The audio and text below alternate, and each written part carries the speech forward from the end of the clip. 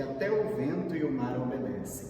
O Senhor esteja convosco, Ele está no meio de nós. Proclamação do Evangelho de Jesus Cristo segundo Marcos. Glória a vós, Senhor. Naquele dia, ao cair da tarde, Jesus disse a seus discípulos: Vamos para outra margem. Eles despediram a multidão e levaram Jesus consigo. Assim como estava na barca, havia ainda outras barcas com ele. Começou a soprar uma ventania muito forte e as ondas se lançavam dentro da barca, de modo que a barca já começava a se encher. Jesus estava na parte de trás, dormindo sobre um travesseiro. Os discípulos o acordaram e disseram: Mestre, estamos perecendo e tu não te importas? Ele se levantou e ordenou ao vento e ao mar: Silêncio, cala-te. O vento cessou e houve uma grande calmaria. Então Jesus perguntou aos discípulos: Por que sois tão medrosos? Ainda não tendes fé? Eles sentiram um grande medo e diziam uns aos outros: Quem é este a quem até o vento e o mar obedecem? Palavra da salvação. Glória a vós, Senhor. Meus queridos irmãos e irmãs, neste domingo somos chamados pela liturgia a renovar a nossa esperança e a nossa fé em Deus. O Evangelho de hoje começou: Quem é este a quem até o vento e o mar obedecem? A liturgia de hoje nos propõe essa renovação por meio dessa pergunta, desse questionamento impactante. O Evangelho de hoje narra que Jesus, saindo para o mar da Galileia com os seus discípulos, lá naquela praia estava uma multidão e eles estavam seguindo em missão. Os elementos, então, que nós temos é o mar, o barco, a escuridão, a tempestade, o sono de Jesus. E dentro de todos esses elementos figurativos, Deus nos traz uma mensagem hoje. Bom, quando Jesus sai com os discípulos e se lança no mar, o que significa esse mar? Esse mar é um lugar perigoso, onde acontecem adversidades. Quando a gente está na praia, a gente sabe que muitas coisas podem acontecer, mas que a gente pode, naquele momento, não saber de onde vem. E aí o mar, na Bíblia, ele traz exatamente essa grandiosidade de adversidade que pode acontecer. Bom, como os discípulos estavam sendo enviados em missão num barco, O barco significa a nossa comunidade, a comunidade de Cristo. Nesse momento, Jesus não era quem estava no leme. Quem estava no leme, à frente desta comunidade, são os discípulos, responsáveis em levar a palavra de Cristo ressuscitado para todo o povo. Bom, nesse contexto, faltava luz. A escuridão, veio a escuridão. O que significa a falta de luz. E nessa falta de luz é exatamente quando os discípulos, significa que os discípulos já estavam cansados, desanimados, com falta de perspectiva.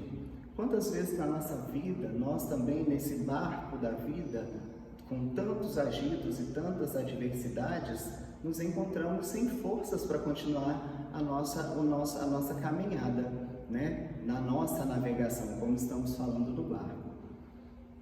E aí, a liturgia de hoje vem falar exatamente isso. Onde é que está a nossa fé? Onde é que está a nossa confiança para que a gente, busque em Cristo, busque em Deus essa nova força para recomeçar? Bom, no barco onde vão Jesus e os discípulos, como eu disse, eram enviados na missão.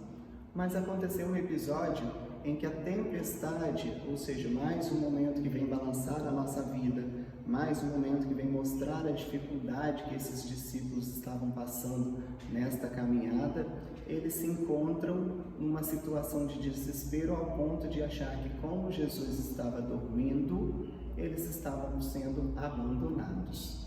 Mas aí vem Jesus, com uma resposta à pergunta dele: Senhor, estamos afundando, estamos perecendo. e o Senhor não faz nada.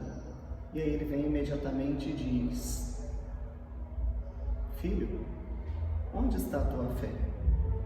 Não tendes fé? Não é assim que ele fala? Por que estáis assustados? Não tendes fé? E é assim no barco da nossa vida. Às vezes nós também estamos achando que estamos numa navegação tranquila, mas vem as adversidades e nos balança e nos sacode e nos tira da nossa rota, porque às vezes a gente traça as nossas rotas de navegação.